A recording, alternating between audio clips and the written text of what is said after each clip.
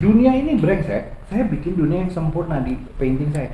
Jadi beauty itu eksistensial buat saya gitu. Itu kan yang penting kesadaran senimannya, urgensinya gue berkarya seni apa. Jadi kelas menengah Indonesia itu nggak suka perubahan, makanya nggak ada revolusi.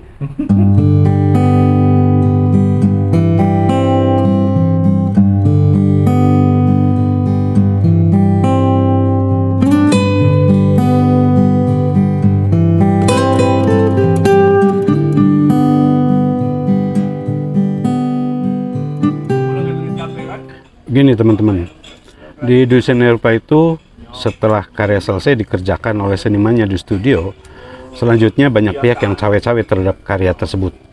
Ada kolektor, ada galeri, dan salah satunya adalah kurator.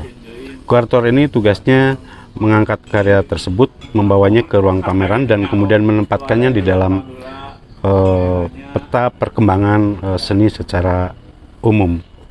Nah, kali ini buat teman-teman, saya ikuti kunjungan kurator ke salah seorang pelukis. Kuratornya ada Pak Asmujo dan Pak Jajang Supriyade, berkunjung ke R.E. Hartanto. Kunjungan ini dalam rangka menyiapkan pameran Bandung Painting Today.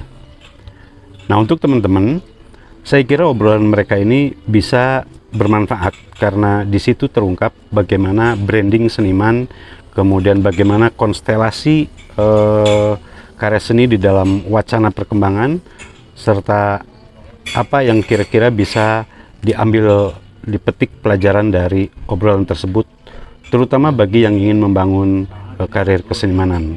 Ini obrolan mereka. Berarti kan brandingnya pasti beda kan pendekatannya dan Harus dibedain antara branding dengan kapasitas seniman. Kan seniman ada yang memang introvert, ada yang ekstrovert, kan itu nggak berbanding langsung dengan kualitas karya. Nah, artinya banyak seniman jago ngomong ya tetap aja jelek karyanya. Ada seniman nggak bisa ngomong, bagus karyanya. Nah, kedua, kalau persoalan branding itu mungkin kita bisa tinjau dalam tulisan Bandung Painting Today. Tapi kan gini, lu lihat misalnya karena dia extend kolektornya itu tidak hanya Indonesia. Persoalannya dengan gajah itu tentu saja beda dengan white cube. Problem banget untuk spirit karyanya. Karena kan nggak ada yang mainin lagi, nggak ada yang garansi lah. Nah, kalau di dalam produksi konsumsi seni rupa kontemporer apapun, apalagi lukis, si penggaransi harus ada. Nah, kedua, penggaransinya lokasinya di mana? Kalau udah white cube sama otak, lu bayangin aja sekarang jarang banget seniman itu dua galeri willing tanpa kerjasama, megang, dua-duanya eksklusif. Itu biasanya galeri atau manajemen, ya lu sama aja. Kalau lu mau gue aja. Lu bayangin sekarang white cube sama otak mau, nggak ada hubungannya ini teh. Tadinya gue pikirin kerjasama, enggak ada hubungannya. mereka bagi wilayah kali, Eropa, Amerika, iya, Asia, itu Pasifik. Mungkin. Nah, cuman sebetulnya dua-duanya eksklusif, jadi gantian. Lucu banget. Dua-duanya eksklusif. Jadi otak bisa jual kemana juga. Kok Amerika jual bisa dia? Iya, tapi kan dia otomatis lebih pasar. Tapi white cube pasar Asia juga dia masuk. Makanya kan ada ini sebetulnya yang bawa dia ke sana. Dia marketing di white cube. Kayaknya untuk pasar Asia. Si Galung itu. Tapi gini, itu gue juga curiga itu ada konsorsium juga sih. Jadi nggak apa-apa bagus. Hah? Nggak apa-apa bagus. Iya, makanya sebetulnya kan itu penjamin itu konsorsium. Itu Pak, justru itu jaminan. Jadi kan mereka yang ngatur supply and demand-nya. Seniman itu jangankan konsorsium ya, punya satu atau dua kolektor yang fanatik aja udah tenang. Iya, tapi kolektornya harus kolektor trompet kayak. Nah, problemnya juga kolektor trompet tuh nggak banyak. Dia punya peers yang akan follow. Nah, kan jadi nanti nurut lah. Ya. Jadi terutama painting dimensi-dimensi branding itu beroperasi. Kalau karya-karya yang eksperimental itu lebih pada wilayah diskursus yang beroperasi. Nah, tapi gini hebatnya di Barat itu tumpang tindih. Jadi kalau kemudian kayak siapa tuh siapa tuh? Kiefer. Bukan Hansen Kiefer, yang karyanya orang Denmark itu yang buat Olafur Eliasson. bukan itu bukan ya? itu Swedia, Finlandia. Yang ini loh, yang seniman berdua yang Brand Mavic ya. bukan, yang dia buat butiknya Prada di padang pasir itu. Si Siapa ya? Helmsgrim dan Nggak siapa? tahu ya, aku nggak tahu. Itu karyanya laku. Aku ya. Laku. Kalau lo lihat di White Cube, itu kalau lihat senimannya kayak yang Mona Hatoum yang itu mah karya-karya yang tidak cantik, tidak beauty. Saya nggak tahu permasalahan beauty kalau di Asia gitu ya. Tapi kalau untuk saya ya, beauty itu very very important. Malah menurut saya nggak ada poinnya ngelukis kalau nggak ada beauty. Nah, itu paradigma Asia. Asia ya. Nah, jadi kalau lu ke barat, lucu. Terakhir ada pengaruh karya-karya Chinese avant-garde itu mulai dikoleksi. Tapi kalau baratnya sendiri atau kemudian itu, ya beauty itu sesuatu yang subtle gitu. Bukannya nggak ada juga, kayak misalnya itu yang terampil banget Helen Swain. Tapi dia kan bukan top. Realisnya edan Helen Swain itu. Tapi dia bukan jajaran top, tetap mahal. Yang top itu kan yang kemudian tetap dipengaruhi art as an idea.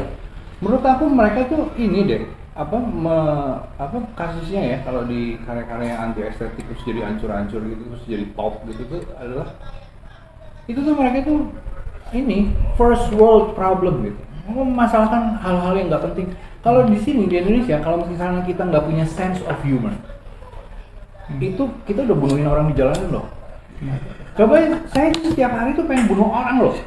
Dilihat komentar di medsos pengen bunuh orang, di jalanan kelakuan orang di lalu lintas pengen nembakin gitu ya. Jadi beauty itu adalah survival mechanism saya gitu, supaya saya nggak gila gitu. Dunia ini brengsek, saya bikin dunia yang sempurna di painting saya. Jadi beauty itu eksistensial buat saya gitu. Jadi sangat penting. Lihat komposisi lukisan saya, nggak ada yang nggak enak loh. Soalnya saya mengikuti kaidah. Kalau di seni rupa sejak modern gitu kan justru dia acak gitu kaidah gitu ya kan, karena mereka nggak seneng gitu, karena itu terlalu hegemonik gitu. Kalau nggak ngikut kaidah nggak bisa masuk salon. Ada gini toh menurut gue. Tadi yang the real truth. Ya. Satu itu. Jadi beauty-nya itu beauty yang subtle, yang sublim, yang esensial, yang kemudian tidak permukaan atau tidak populer lah. Yeah. Jadi itu yang kemudian the idea itu aja sebuah. Jadi gini, kenapa masyarakat Barat maju itu karena sangat mementingkan idea. Itu satu. Kedua, mereka sekuler. Mereka itu ngabunuhin orang karena satu humanisme. Mereka nggak percaya neraka. Jadi kalau mereka berbuat jahat nggak jadi masalah sebetulnya. Nah, jadi humanisme ini kan bergerak dari abad Renaissance. Kenapa saya nggak berbuat jahat? Kan saya manusia, saya bukan binatang. Ya, nah cuman di situ ada sofistikasi orang Barat yang kenapa kemudian bisa mengkooptasi dunia, kolonialisme. Jadi kekuatan pemikiran atau kekuatan ide itu dari mulai Enlightenment lah. Enlightenment itu ya manusia itu mind, body, dualisme Cartesian kayak gitu.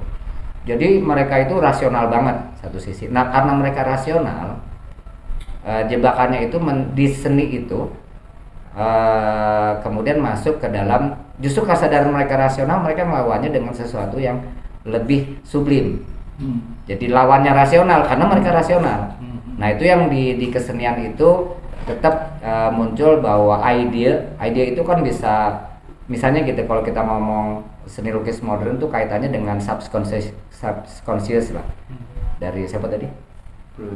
Freudian, Lacanian kayak gitu. Jadi yang menarik itu bagaimana seni itu menjadi multidimensi berkaitan dengan filsafat mereka, dengan culture mereka. Nah, bahwa kemudian sebagian besar orang itu masih tetap keindahan. Jadi kalau lu lihat pelukis Amerika paling populer itu paling nggak dianggap sama arus utama. Ada pelukis rumah-rumah cottage itu loh, yang dulu pernah gue omongin siapa. Jadi dia paling populer, sampai posternya aja laku. Itu nomor satu untuk kelas menengah. Ya. Nah kedua, sebetulnya ada yang disebut art establishment. Ini yang art establishment ini yang utama. Ini turunan dari kaum feodal, kaum borjuis. Art establishment itu artinya museum, kolektor, board of trustee lah, kurator, art theorist gitu. Ini yang kemudian tadi cara kemudian membedakan itu tadi adalah kemudian menjadikan seni itu demikian sulit. Kalau kemudian apa yang tampak di mata itu kelas menengah.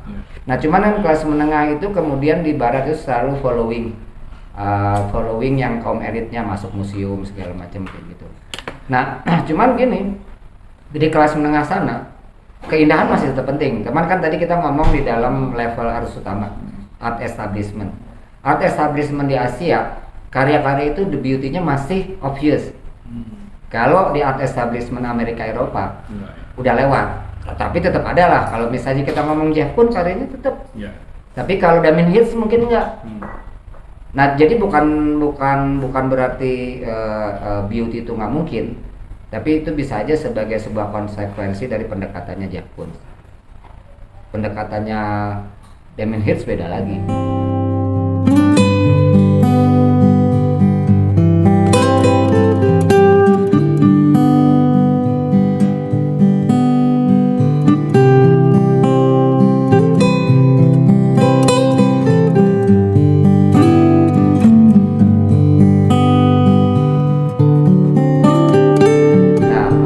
Kita ngomong Richter, Anselm Kiefer, pasti untuk orang Indonesia itu nggak beauty.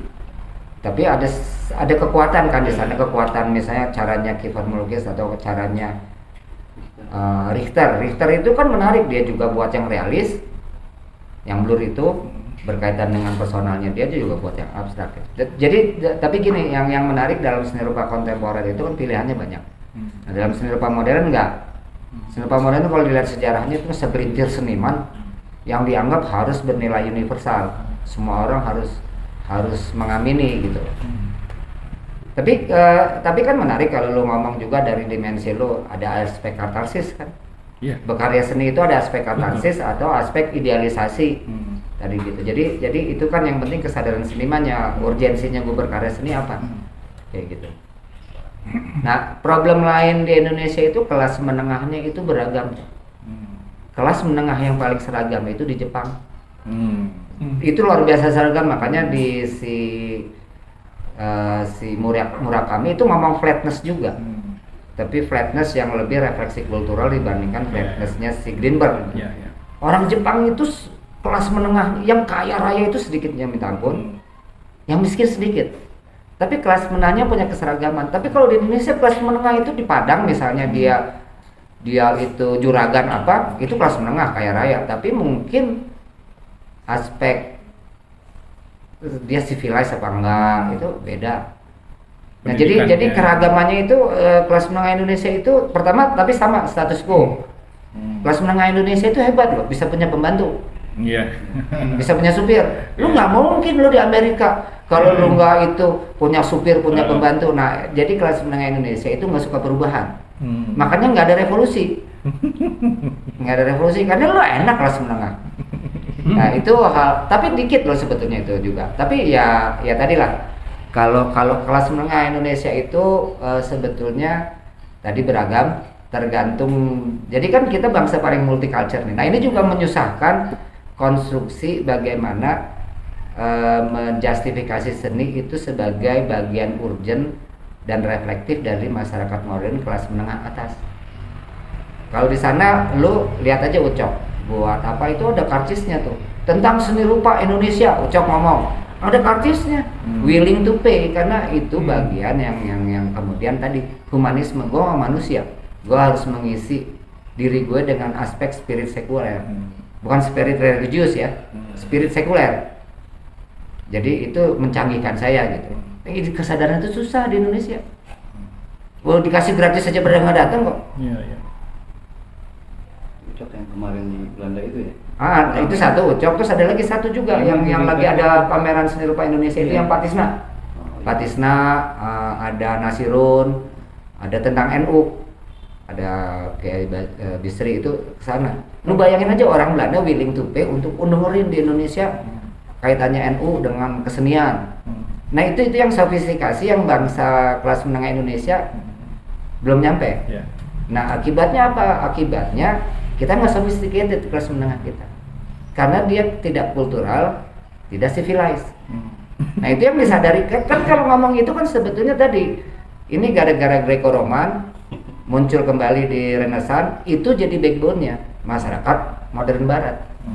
Makanya mereka berkuasa banget. Nah itu ditiru sama Jepang, tiru sama Korea. Nah lu kalau ke Seoul aja banyak museum seni rupa itu yang disupport negara, yang private museum. Nah sofistikasi itu nggak ada di bangsa Indonesia. Nah ini nggak tahu ya, nanti ada hubungannya dengan sofistikasi teknologi. Jadi bangsa yang paling civilized itu pasti teknologinya maju, tapi civilized tandanya apa? Ada museum. Jadi kalau lu lihat ya Eropa nggak usah dibicarakan, ya Amerika nggak usah dibicarakan, bangsa Asia tapi kayak Cina sekarang, Korea, Cina aja yang segitu menurut kita segitu majunya itu AWW itu ngeritik terus. Cina ini tuh ngawur banget nih pemerintahnya, masyarakatnya. Jadi dia kan melihat demokrasi itu memberikan tanggung jawab pada warga negara. Nah di Cina itu enggak. Jadi itu bahayanya. Bahwa maju iya, tapi kan dikelola dari atas. Maju nih, tapi kapasitas individualnya nggak terbentuk katanya. Bahkan sebetulnya maju juga dengan teknologi kan mereka pragmatis aja, tiru aja Barat. Tapi kan tidak muncul dari individual beda dengan humanisme Barat. Nah Indonesia kita nggak bisa ngomong. Kayak pameran Ucok itu kan di Belanda itu kan juga, ya benar tadi datangin sama mungkin banyak rekan juga dari Indonesia yang tinggal di sana. Terus lucunya ya tadi saking mereka kritis ya gitu teman-teman mereka bisa mempertanyakan dengan di pamerannya Ucok banyak anonimitasnya nih, dan itu jadi masalah, dan ke Indonesia itu nggak terbayangkan gitu. Mereka tuh bisa mengkritis saya sampai kayak gitu gitu. Lu udah tahu dari mana tuh? Di Facebook maksudnya yang nulis itu jadi mengkritik? Dikritik tuh Ucok. Dan bayangin maksudnya kalau kita bicara yang untuk sampai itu soal atau branding itu kan hal yang sebenarnya mungkin nggak bisa dikonstruksi cukup mudah ya. Tapi ya saya pengen itu tadi efek kognisi pada publik. Kognisi pada publik karena di sana banyak museum. Dan sekarang museum yang dianggap paling penting itu museum seni rupa karena refleksi hidup kita. Kalau museum natural history itu kan perjalanan mereka, museum arkeologi. Tapi museum yang penting museum seni rupa. Museum seni rupa. Dan ya sekarang kalau itu mah udah susah lah. Makanya kita mungkin kapan-kapan kita ngobrol sama wali kota. Ya kita ngobrol kan boleh kan, kita warga Bandung. Ngobrol sama wali kota, tanya lu gimana kebudayaan? Gimana lu memandang kesenian, kan di sekolah ITB.